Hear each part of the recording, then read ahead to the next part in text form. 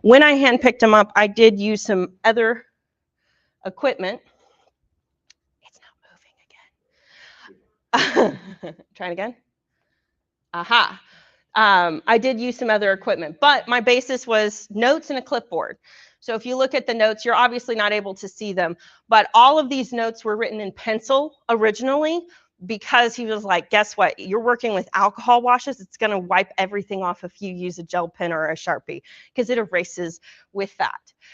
It makes a big difference. So we wrote it originally in pencil, overlaid it in pen when we got in if we couldn't see it. And you can see a couple of yes or no circled, and the actual mite counts and drone counts were not counted until later. Of course, I also had to define how they were named. I was working with quite a few hives over 3 different bee yards, and so I needed to keep track of them. How I chose to do that was very simple. So you see an example of it here. I have Farmersville, Blue Ridge. I had another location as well. But essentially, if it was Farmersville, it was F. And I had a certain number of hives there that I split off of. And so they were F11 or F10 or F9. Those were usually mother hives because I didn't tend to do that. But when I make the split, I move their daughter hive to a new location. However, the name is written on the top. So if I move their daughter hive to a new location, it's still F11 because it's the original hive. But then if you take a look, you'll see A next to it. So they each got 2 splits. There was an A split and a B split. So you're going to see F11A, F11, and or depending. So mother hives don't have an A or a B. Daughter hives that began as nukes are going to have an A or a B. And if you see a little plus in between there, that is if the hive didn't fail. So if, for instance, they did not make a queen successfully. That happened once or twice. It was very interesting because the weather is so dependent on whether or not queens are going to effectively mate at times. So for instance, my first set of splits that happened in early April did great. They did beautifully, almost 100% queen take. And then my second set of splits, because the weather changed and was really bad, and it happened a little bit later, I got probably out of 10 splits, I had about 5 of them that didn't make it. And so you'll see where they were recombined. I chose to recombine them with the parent hive. And sometimes I would see a spike in mite counts as well, because they might have been carrying a higher load. It perhaps could be a contributor. But the other ones are, you'll see like BR, that's Blue Ridge, and that's going to be -9. And you'll see combined, nukes, and full original colonies. So I have the data for that. Now, when I talk about sampling, this is what I did for sampling. Essentially, this is the literal box I carried out. It's a milk crate. It had jars in it because I found out that an easy mite check works really well, and you can just dump it into a small jar.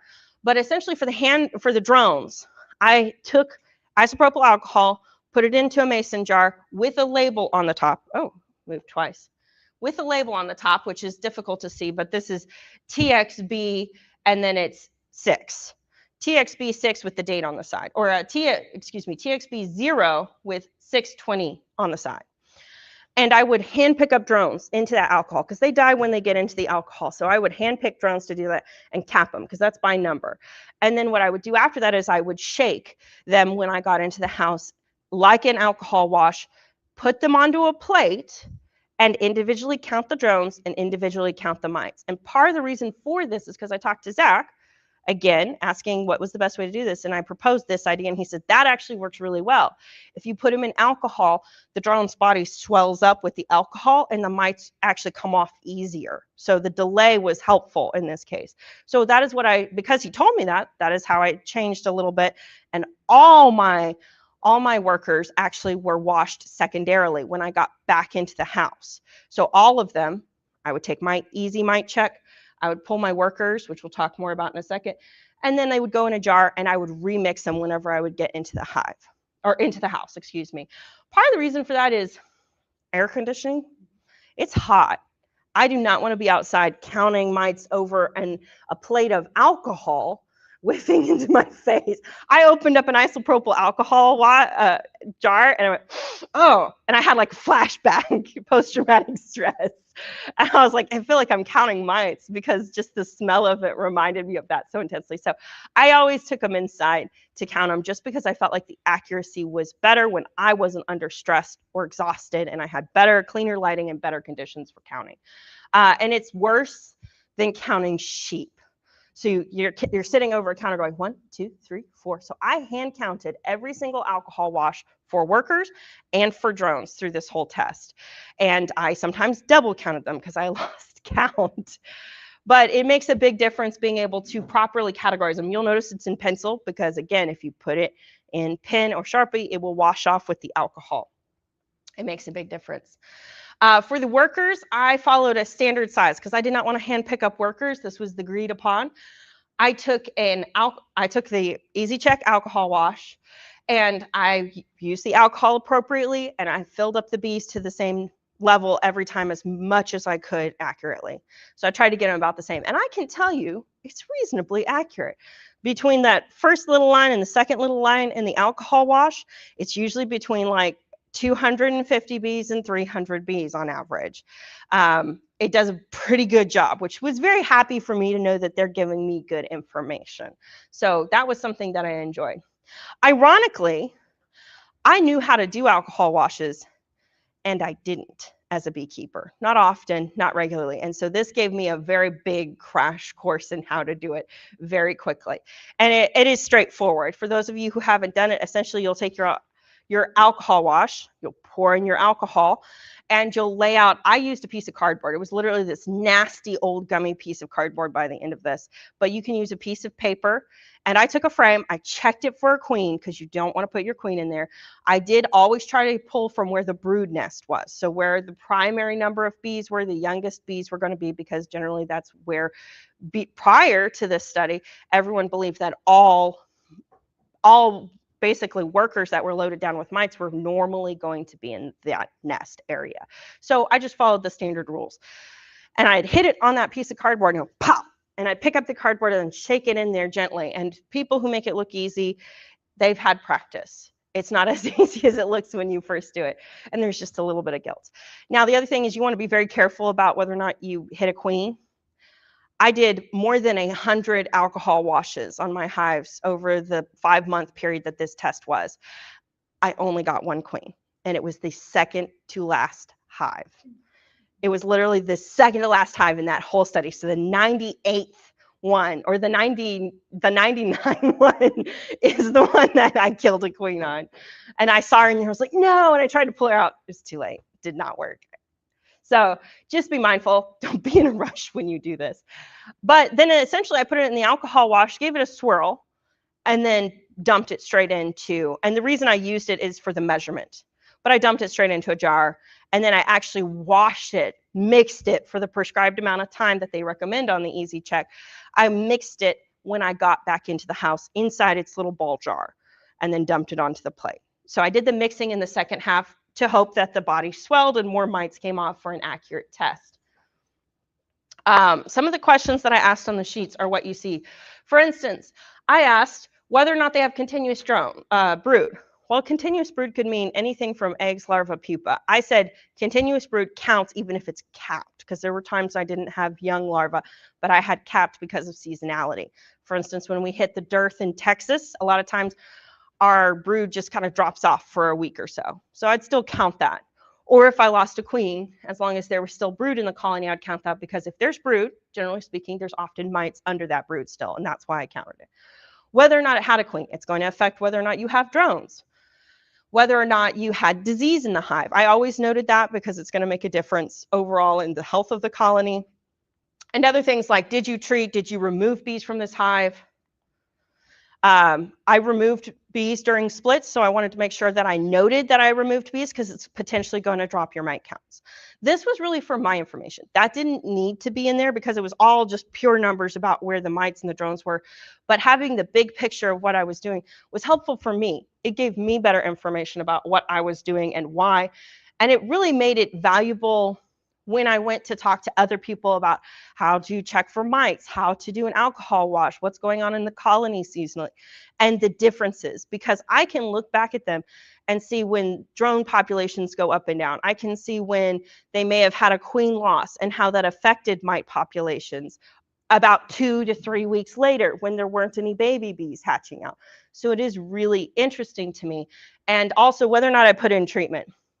I'll talk more about that later, but essentially I did choose to put in treatment right at the end of the study because I wanted to know whether or not some of these treatments that were on the shelf, how effective were they? What did I find true in my colonies? Because I don't generally just take stuff on, well, this is what the package says. I've never been that person. Now, after collecting the data, I was actually inputting it into Zach's system for a spreadsheet, but this is kind of what the final result looks like. When it comes into my computer and what it looks like. I've cut off the names and the locations because that wasn't important, and this actually goes further back. There's even more. I have medium, weak, strong to show, and it is really interesting to see the ones, if they're weak and they have drones, it means they're queenless always. So it's a wonderful correlation. You can see it on the data sheets. The important thing is how many workers did you pick up versus how many mites did you pick up? How many drones did you pick up versus how many mites were on those drones per alcohol wash? So every single one of them got checked. Now you'll notice there's some double zeros over here. That's important to note because we're going to talk more about what those mean statistically speaking in a minute. But keeping track of this data was also really cool to just see it laid out and to understand it. The equation that was used was actually just done on a spreadsheet. You can make graphs on Excel. I had to get some guidance from my father for that, but you can make graphs on Excel.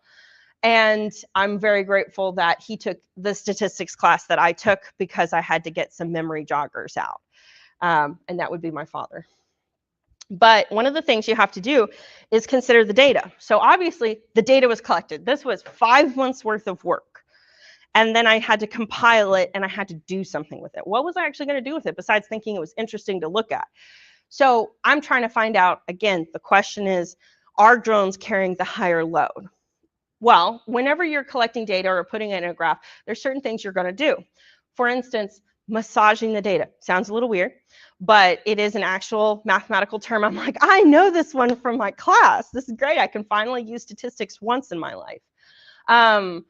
But massaging the data means doing things to it in order to make it cleaner, easier to understand. And this actually, I'm going to go back to Professor Forsey, has to do with graphs in particular. A lot of times when we are on the news or on Facebook or on any kind of social media, they'll show us a graph of how bad murder is in this one location, right? And they're like, it's terrible, can you see it? One of the things that they do is they don't show you the numbers on the side of the graph. So for instance, whenever you look on the side of a graph, there are actual little numbers right there. How big is this statistics compared to the big picture?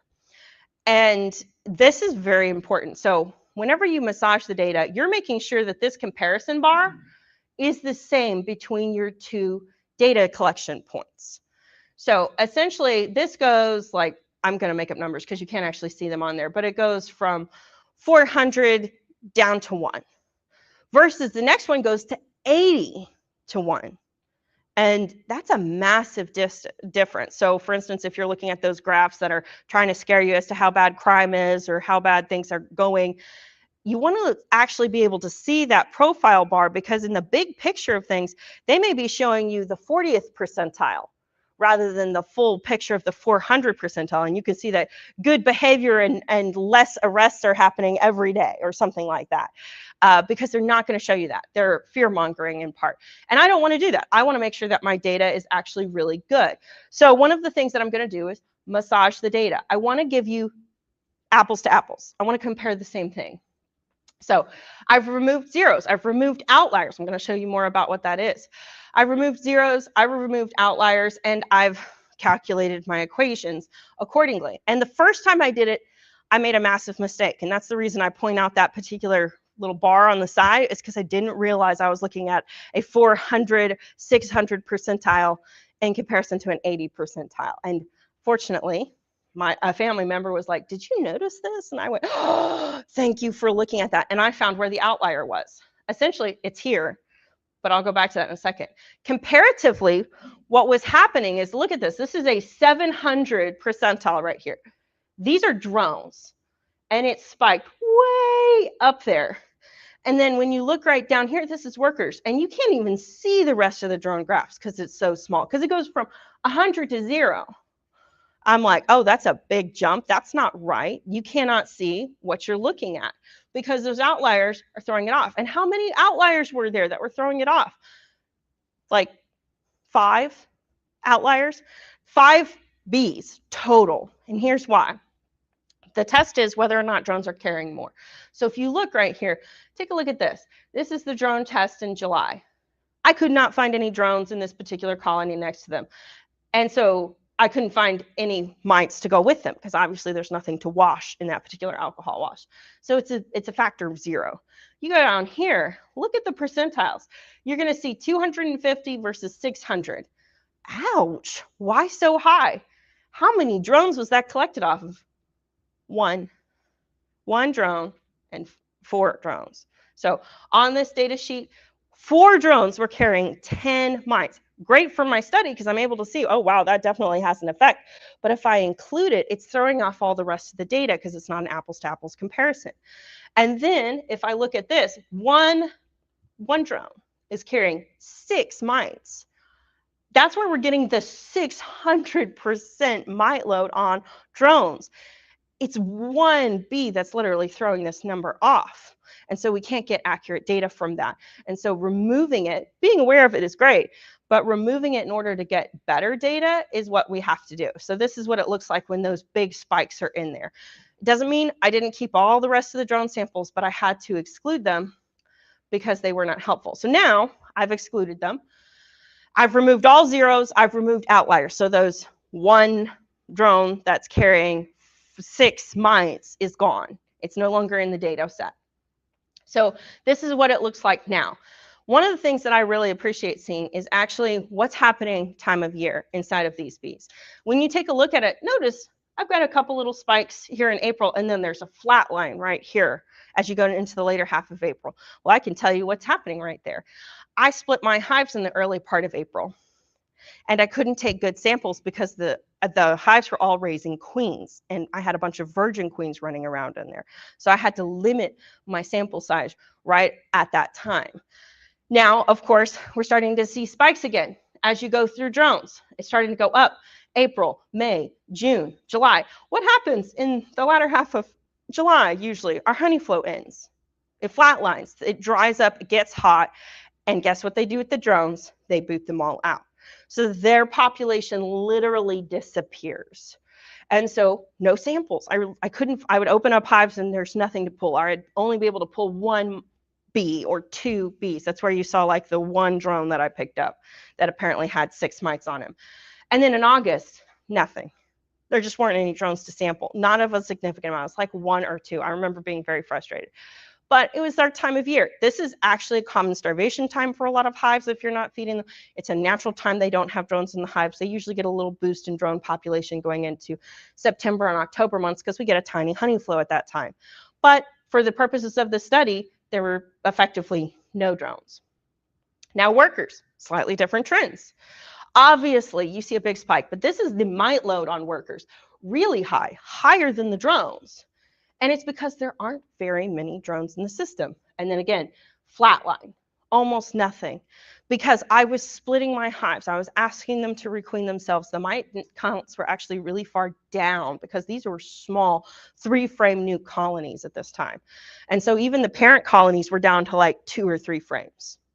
So everything was split out really hardcore to make sure I made splits at the same time and everybody was about the same size because I was trying to make the numbers about right.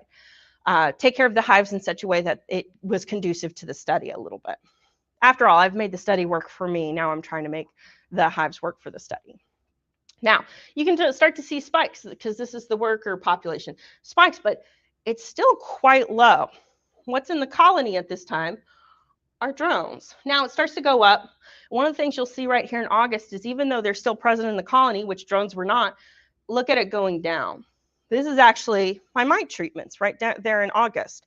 So that's when I was treating in the latter half of July into August, and it has an effect on the mite loads because I did choose to treat, and I kept track of my treatments as well because I wanted to know what I found to be most effective.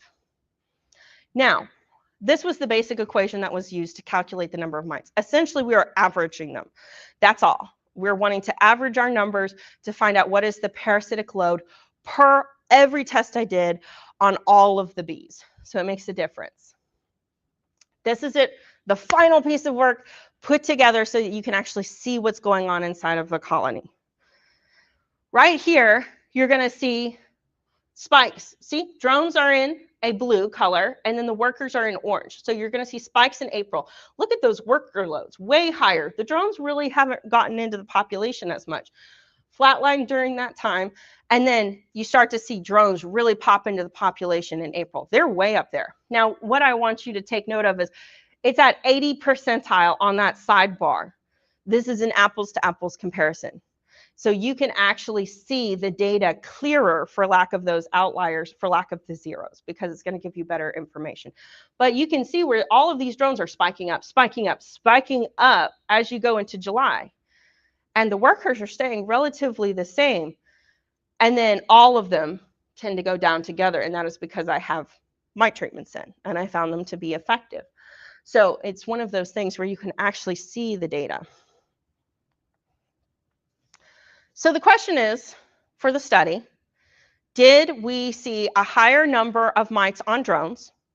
Were we effectively able to test them and get better data for how many mites were in there? Yes and no. So I would say that the conclusion from the actual data collected over a large number of hives is yes, drones are carrying higher numbers of mites. But here's the struggle with drones, is sometimes there isn't good data to collect. If there are not drones in the environment, in order to find out what their numbers are, sometimes you really have to hunt for the drones and they may not be there. But overall, yes, the drones are carrying a higher mite burden for the population, and then when they disappear, the burden moves on to other insects in part. They act as a bit of a buffer. That was the long-term effect of being able to see the data. And then, of course, they're bringing lots of different diseases. So to emphasize my principle, this is something Zach Lamas did, and I really appreciated it. I have a little plate of peanut butter M&Ms. There's a bag up there for anyone who wants them. And you'll see I have cute little yellow and brown, because they look like bees, M&Ms. And you'll see blue M&Ms in the mix. These are mites. These are representative of mites. The concept being, because I do really well with visuals, the concept being, if you're taking a sample and all your mites are spread evenly throughout your beautiful little plate of M&Ms in this case. So my little mites that are blue are spread all throughout this. Then if I just scoop up a percentage of this, I'm going to get a good count. I'm going to find out how many mites are in this. In this case, I'm going to say two. 2 mites are in my alcohol wash. Bam, I've got good numbers. But if all of these mites are actually clustered on one subset of the population, aka drones, if they're hanging out there, and I'm not sampling the bigger quantity of drones, then I'm not actually getting new numbers. And this happens a lot to new beekeepers when they're like, you know, I sampled my bees, I didn't see any mites, so there were no mites on my bees. But primarily they're sampling worker bees. But let's say there's 3 drones in the mix. Or if you want an accurate number, you're actually going to pull a sample of drone bees. And if they're the ones carrying all of the mites, you're going to get a better sample size, a better understanding of what is actually in your hive as far as mites go. So I've scooped up my drone bees primarily. I've gotten almost all of the mites, maybe 1 or 2. I have, you know, one little M&M out there that's blue, are on worker bees, but the majority are on drone bees. And I've been able to get an accurate test by testing drone bees, preferably testing drone bees over worker bees, because mites under this test actively prefer them. Of course, final takeaways, you want to make sure that you're aware of your mite counts. That's the real crux of it. They carry diseases, they feed on the baby bees, they do a ton of damage while they're there, and it makes a big difference whether or not we can actively, through mechanical means, if you're preferring to go what is classified as an organic route, but mechanical means or chemical means, that you're doing it right and that you're taking care of your bees with awareness of what's actually going on in your colony. Testing for mites in general allows you to have a better picture of what's going on in your colony. So above all, I would recommend testing for mites, because I have gotten so many people who are beginners who are trying to do a good job to take care of their bees, and they're like, well, the number one thing is I did not see any mites. So I did not see mites inside my hive. I'm like, they're a tiny, tiny little insect. You're not usually going to see them. Usually things you're going to see are like this decayed brood where they're trying to pull it out. They're cannibalizing it because it's died or because they know there's a mite on there. You're going to see deformed wing virus like is on this past slide. You can see these are my actual pictures that I have deformed wing virus and that there are bees with foreshortened abdomens. But that's not until your mite levels have gone to a peak. So the idea is head them off. Know what you're looking at. And thank you. I really appreciate you guys being here to listen to it. If you ever want to learn what my results were about checking on the types of treatments that I found were most effective, then definitely do that. I want to say thank you to Zach Lamas for allowing me to conduct the study with him, turn in my paperwork, and comply with all of the desired regulations for the Master Beekeeping Program. And also, I'd love to thank my family. My mom in particular has sat with me through all of this and checked my work and made sure my spellings were correct and has been there the whole time. And I have a lot of great people around me in general who have supported me and been with me and are cheering me on, so I'm very grateful. That's all. Questions? If there's any questions, make sure you repeat it too, the question.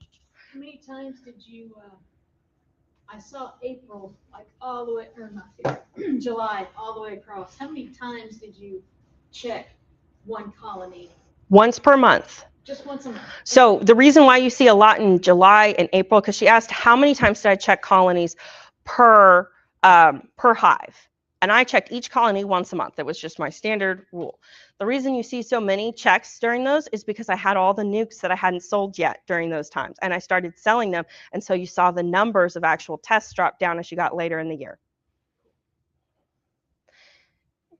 Yes, sir, Mr. Baxter. When you were selecting frames for sampling, what was your standard for picking that frame and being consistent with that sampling method?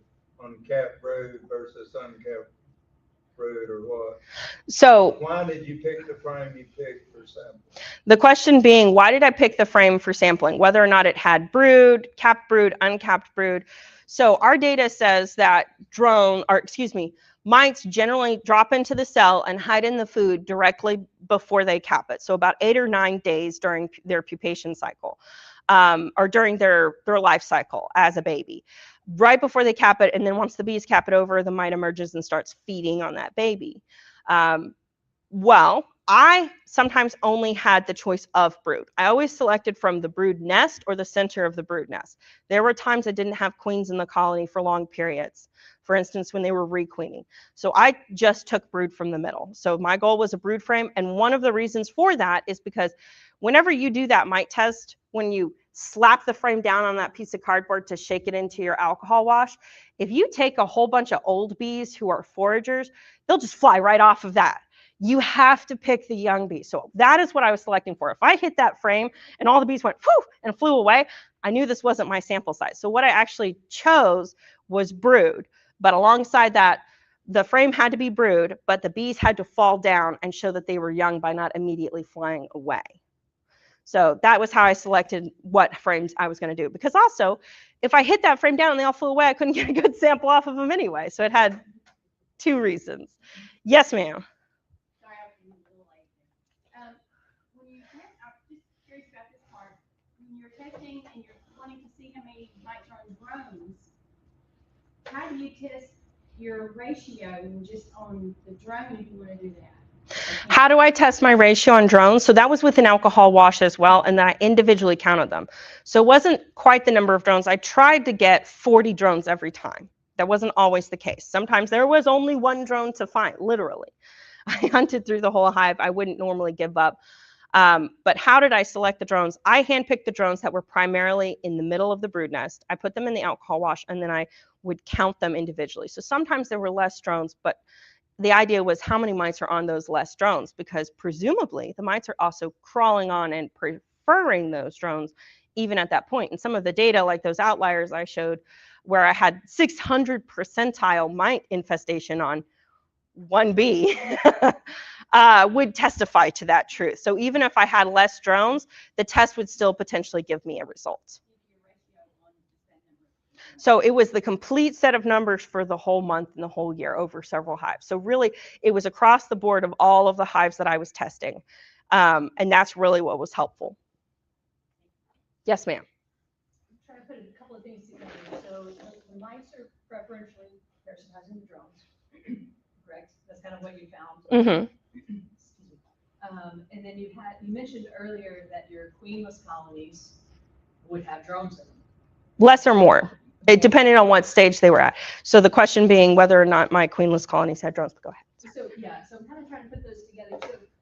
Do you think there's some potential, or did you see in your data that these queenless colonies, because we know drones drift, that these queenless colonies were kind of upping their rates of infestation due to those drones? What I found was that it had peaks and valleys. Okay. So for instance, because I had a little bit of a visual on the data that I was turning in, and there's something that wasn't necessarily categorized. But the question being is, whenever you saw workers, or excuse me, you had queens that were mating, drones drift, and they might come into a colony, did you see that raise your numbers? When I took a look at it, what I would see is that there are certain timings in which a queenless colony is going to attract drones. And if I collected during that time, yes, I saw a higher level of mites in it.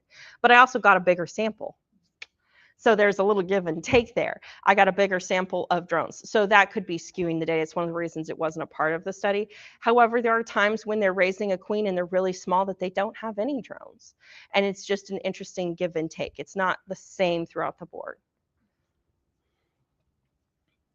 Yes, sir.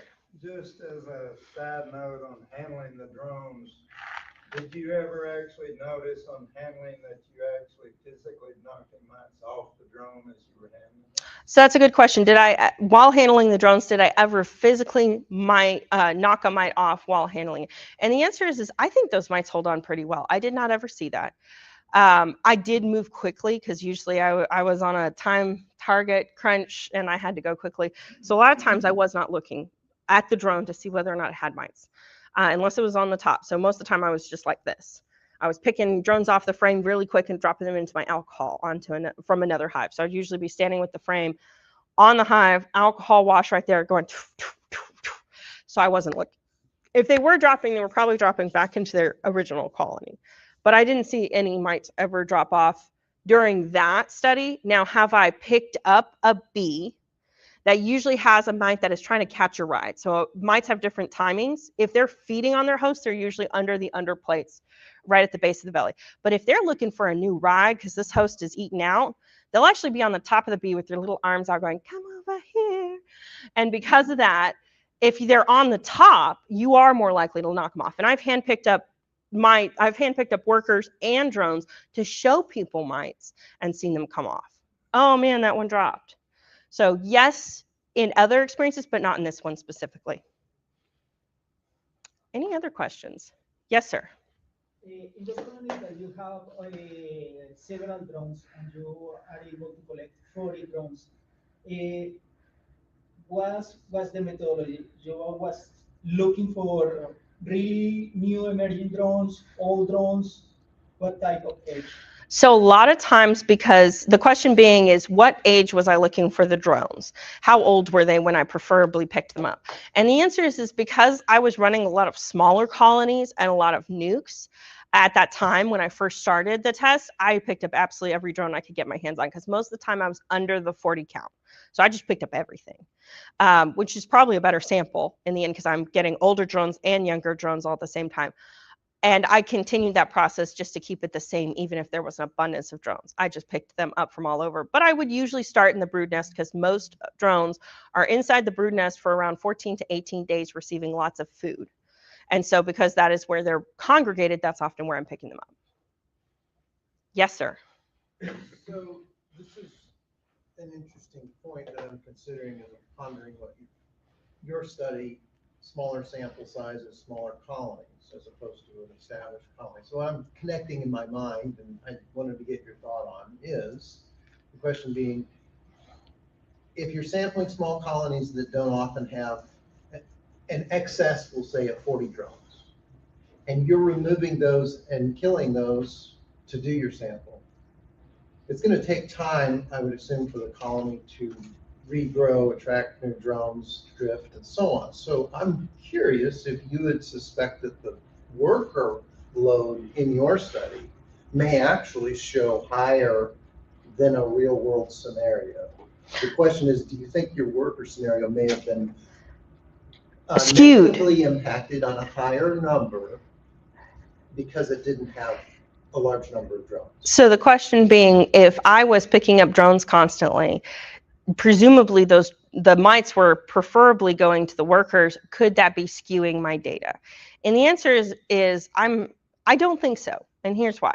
I'm surrounded by beekeepers. There's beekeepers all over. You can drive, you can throw a stone and hit a beekeeper. I'm in Farmersville, Fannin County. It has the most beekeepers per capita of any county, 2 counties in the United States. But I think that drones would move in from other colonies, because even if I saw that they did not have any drone brood, I would see drones. So I don't believe it did negatively impact that, because presumably if there was a mite running around, it might take onto a drone. However, I don't necessarily have that information outright. Maybe I'll find out. Any other questions? Did any of your research go to Dr. Lamas? All of it. To go into his, is he using any of your stuff in his? I never asked, but it went into a database he set up for anyone who was conducting this study on their own. So I believe it did, but I don't have the actual information on that, because I never asked him what he did with my data. I was just like, thank you for taking it. That finding someone to work with hung me up for about 2 years, because I couldn't find anyone to conduct a study with. Yes, sir. So question, so you mentioned you were also doing mite treatments as part of this and analyzing that. So that's in your spreadsheet, I would assume. So the question is did you feel like what you observed in mite treatments as it relates to doing your sampling, because it was frequent sampling, most beekeepers are not sampling frequently. So what was the results of your mite treatment as it relates to your studies? That was actually really fascinating. So the question being, what was my mite treatment as it relates to my study? So I tested my mites regularly. Most people don't. They don't test before and after treatment. And what I found, the core of it, is that timing when you treat is so important, and what you treat with. So I did about 3 different types. I won't list them here, but one of the treatments that is not listed for being temperature sensitive is temperature sensitive, and it killed 4 hives. So they got taken on my data set. Killed 4 hives within about 8 hours. So it was substantial. Like, I went out there and went, what happened? What's going on? And had to just pull everything apart. They were gone. They left. And it was considered a organic, natural, gentle treatment. And so that's one of the things that I was testing, because I had heard things about this treatment and I wanted to know more. So one of them just outright killed the entire hive. No data there. The other, I'm sure it was low on mines, but it was dead. The other 2 treatments that I used, which were acceptable, and I've used them before at different times, and one of them is considered no longer effective. That is not the case. It was still effective inside of my colonies, probably because my colonies are not commercial grade colonies being exposed to this chemical on a regular basis. My colonies, I carefully change up what I'm treating with. I only treat as needed. And because of that, it was still very effective. But yes, I saw that my treatments, the 2 treatments that I used that had hives survive, were extremely effective. I saw mite counts drop. But here's the thing that I think a lot of people get caught on when it comes to treating, is they only treat after they start seeing deformed wing virus and they start seeing cannibalized brood, and it's already really late at that point. And so what happens is it starts degrading the actual hive very quickly, and they can't recover from it. They're already overloaded with mites and with illnesses. By the time you put the treatment in there, people say, well, it didn't work. It probably was just too late at that moment. And I'm sure anybody who's done this for a long time has seen it. But yes, my treatments were extremely effective in dropping down my mites. And from some of the pictures that you've seen, you can tell that I have mites. I know what it looks like. It's not if, it's just how many. Yes, sir. When you say the 4 colonists died, they actually died or absconded? I believe that it was a little mixture of both. So all the brood was left behind. A certain number of the bees were dead in the bottom, and then absconded primarily, but a little bit of both, because the brood was all dead. So I would consider that a dead hive. And then a certain number of the worker bees were still dead. Michelle has a few questions online. She could be here today. She has surgery. Yeah. But she says, do you recommend that we do more IPM around drones, such as drone brood removal? And the second part is, what do you recommend for beekeepers for monitoring their mite levels? So do you recommend them just getting a frame of drones and monitoring that way rather than the way we've been doing it?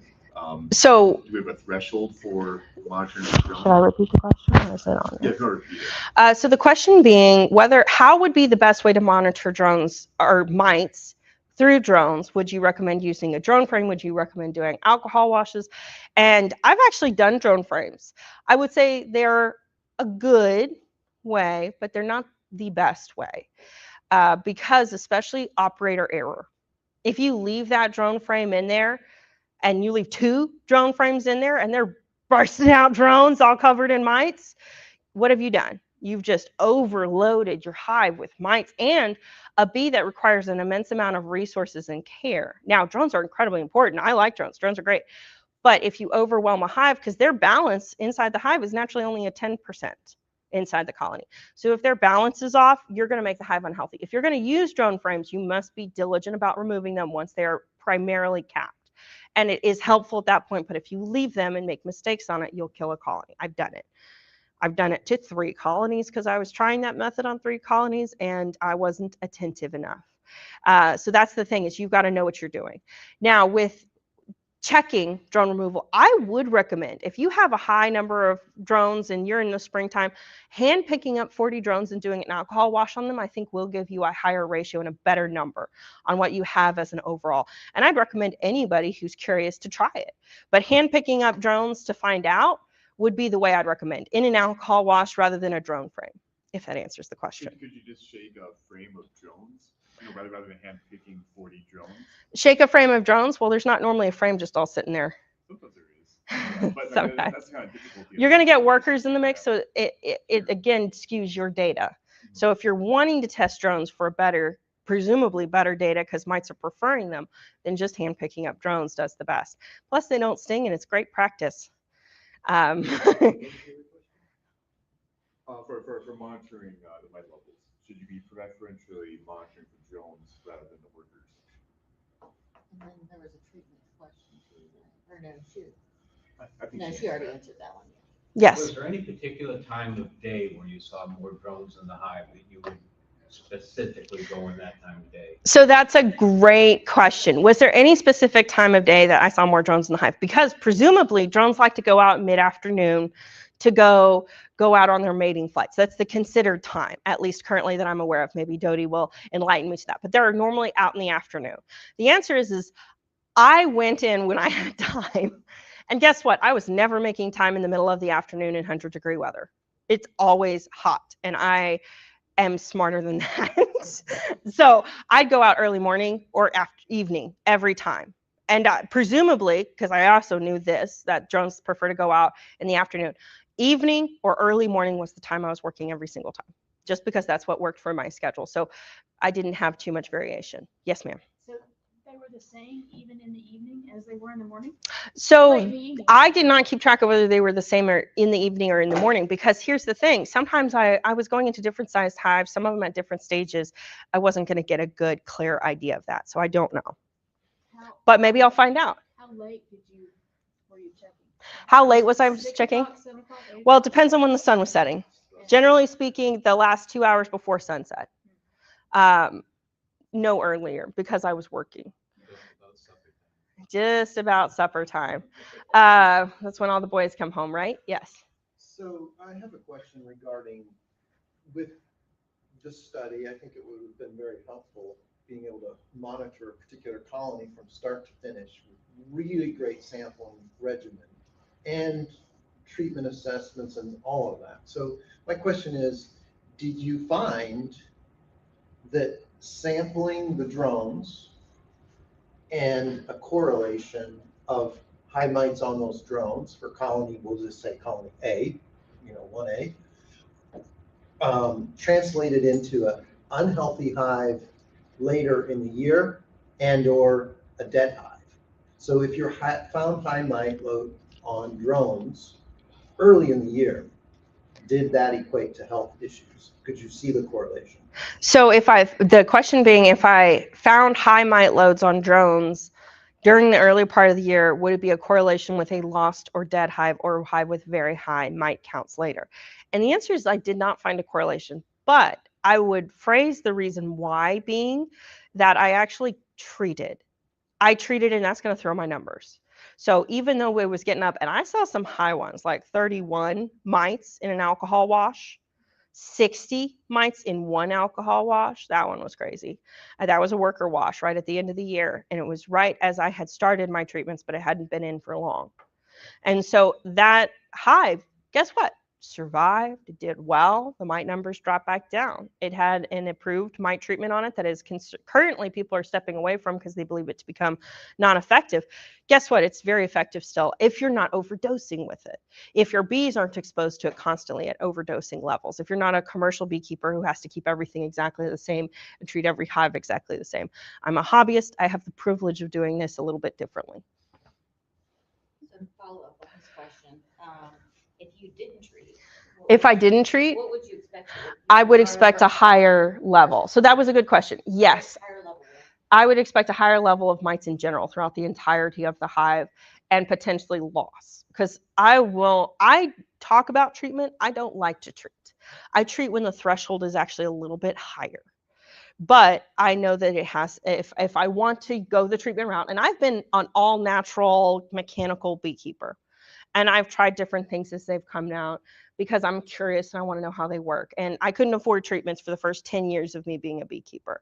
But in the last 10 years of me being a beekeeper, I've had the privilege of being the person who just treated twice a year and didn't test. So I know I can be effective that way, but I don't have good information. And now I'm at the point where I treat and test as needed, rotating my treatments and minimizing my treatments as well, which is my preference.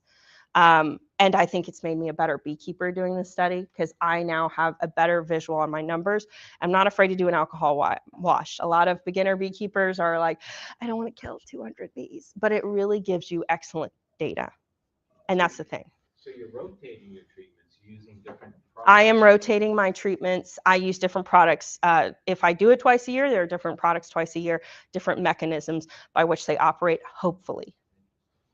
That's my core is the mechanism is the same. So presumably like the new Varroa strips and oxalic acid are one and the same. But so I won't generally use them on repeat, even though you can use the Varroa strips at a different time of year and they'll still be effective versus when you do the oxalic acid treatment, it's preferable that it's under 40 degrees and that you treat multiple times. And so because even though they're different, the mechanism of controlling the mites is the same. So I'm not going to use them on repeat. And I think a lot of people get fooled into that because they're like, it will always work, especially with every new thing that comes out. And if I know one thing, it's that nature has a way of finding out how to get around whatever you're doing, mites included. So sometimes we see these spikes in mite levels where it goes from like 1 mite per 100 bees to like 20, and sometimes it's sort of hard to explain, which could be really the reason for this talk is that the reason we see these big spikes is because we're not looking at the drones. So that's a good thought. Yeah, if we're seeing these big spikes in mites, did we just see drones leave the hive? That would be a great example. The other thing is did you just have a big brood hatch? Because 70% of your mite population tends to be underneath the brood cappings. And so if you had a big brood catch and maybe you're going through a time of year like a dry season, like what we experienced in late July, where the queens basically slow down or almost stop laying, then all your mites are going to be out on your workers and your tests are going to skyrocket. And so there's so many subtle factors to understanding how a beehive works and how these parasites work in concert with the beehive, because that is their food source. So they're going to be working right alongside it. So being well aware as a beekeeper of your biology and the biology of the mite and the biology and structure of the hive is so important and makes a big difference in your overall quality of understanding of your bees. Yeah, and Michelle had a question about developing an IPM strategy around the drones. And so, like, should you try to develop a strategy like monitoring versus treatment based on like how many drones you have in the colony. And so, for example, if you have more drones in the colony, you should be doing more monitoring and treating during those times of the period versus when there's less drones. So the question being, should we monitor and treat mites more profusely whenever we have higher numbers of drones? So during Zach Lamas' study, I'm going to refer back to this because my study didn't necessarily go over it. He talked about the number, and it's on the video that we have at the back. But he talked about the number of mites that move on to bees and bite bees as they grow and go, so to speak. So what I would say to the answer to that question, whether or not you should be checking or developing a strategy around drones specifically for treatment, not as much. And here's why. It's because the drones act as a buffer. They buffer the most of the hive from the actual parasitization of the mite and the diseases they're carrying. So they're carrying this massive load. It's not good for breeding. It's not good for other things, but they carry this massive load ahead of time. And most of the time, you're not going to see the effects in your population yet. And actually treating with a chemical or developing a strategy, well, if it's integrated mite management, maybe. But developing a strategy that involves chemicals, probably not, because you still have to treat the whole hive, not just the drones. But if you're doing integrated pest management, a lot of that is controlling brood as a whole, mites, drones included. And so it just depends on what you're looking for. But I would say check out Zach Lamas' study on how many mites actually move on to new bees. Usually in the first 9 days is the study that he circles around. So how many mites are moving over onto bees during this whole time? Because they'll feed on the drone and say, done, had my snack, moving on, let's go to a next bee. And that's when those bees, those mites that are on the top of a bee that you see are usually out there with their little arms out going, come on by, and they're going to snag a new host, is what they're doing. And that's why they fall off. Yes. I'm gonna call that as the last question. Okay. Oh, one more. You're allowed. I do have a question. Fine. One of the most concerning results of the study was the drone fertility, right? And so I know you probably have different amounts of mites on the drones. Do we know how that impacts like drone fertility, like their flight behavior? Like, is it causing issues with like sperm quality, for example? I'm not sure Zach ever looked into that. So if the question being is if all of these mites are basically hiding out on the drones, and the drones are bearing the weight of it, that the mite is potentially affecting things like sperm and fertility and things like that. And the answer is I don't have good data on that because it's not what I center on. But I think it's a high possibility because what the mite feeds on is the fatty tissues, and those fatty tissues are actually what allows the bees to process things like chemicals. It's what allows them to have a better immune system. It's an integral part of their fat storage system, which is so tied to their health and their immune system. And if somebody's sick or not well, it is going to affect their fertility or things like that. And also chemicals. Chemicals are one of the prime things that actually causes infertility in just about anything, whether it's plants, animals, people. And so the adjustment of your biological chemicals are going to cause damage. And they've done this with fish, actually. They've put certain things in the water that causes more female fish to be created than male fish. And what it does is it causes these fish to be more tender and juicy for feeding. But what it is it's actually modifying their biology because of their surroundings. And I think, yes. Also, Juliana Rangel, I was at her bee lab, and one of the things she talked about was how delicate. And if you're going to be here at the beekeeping conference, you're going to see Sue B, and she'll probably talk about how delicate drones are outside of the hive. They don't exist outside the hive. They need more tender, loving care, and they're just a more delicate being. So they're carrying this heavier load, but they're not as strong as the worker bees or the queen bees. Like, you ship a drone and they're dead. You ship a queen through the mail and she's probably still kicking at the end of that shipment. And so it's amazing the difference because they are a much more delicate, simplistic, I might add, less things for it to be affecting, simplistic organism within the hive, because like the workers have all these glands and all these complicated things that mature differently with age, and drones just have their sexual organs and a couple of distinctive glands. But I think, to answer your question, I do not know. I do not have the study. Zach did not cover this as far as I'm aware, but I think it could very well be contributing to problems with fertility. Do you know if he gets a drone in the future? That's a good question. You'd have to ask him. Yeah, give him a call. Okay, thank you. All right, thank you so much, everybody, for being a part of that. I'm aware we ran over a little over time. I'm sorry.